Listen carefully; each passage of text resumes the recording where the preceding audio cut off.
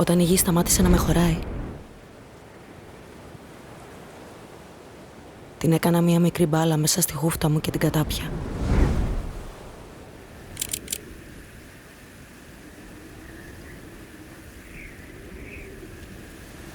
Ο χρόνος τρώει τα παιδιά του.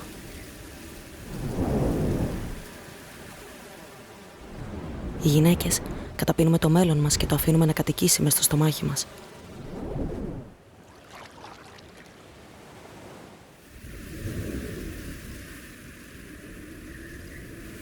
Όχι από φθόνο, για προστασία.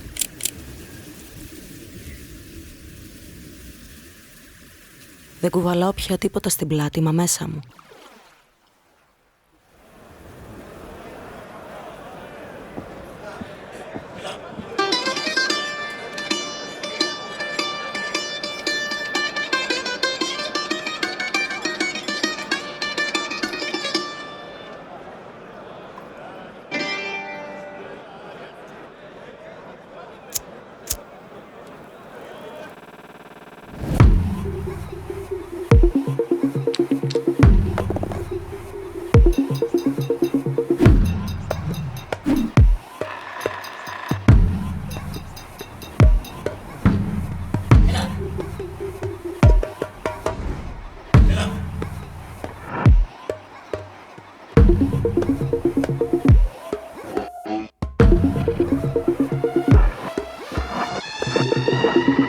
Και αυτό το μέσα ξεχυλίζει, γίνεται θάλασσα και κυλάει στο άπειρο από την άκρη του κόσμου.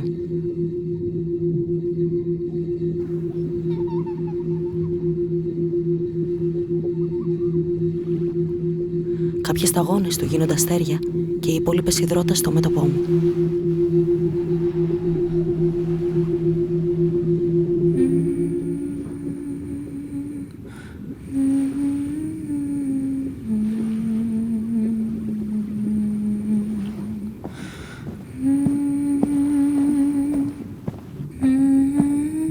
Ανήκω σημαίνει σπάω σε χιλιάδες κομμάτια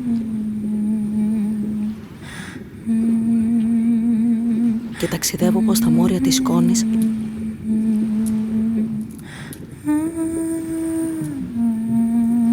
από όλα εκείνα τα μέρη που κάποτε δεν χωρούσα μέχρι να γίνω ολόκληρη ξανά.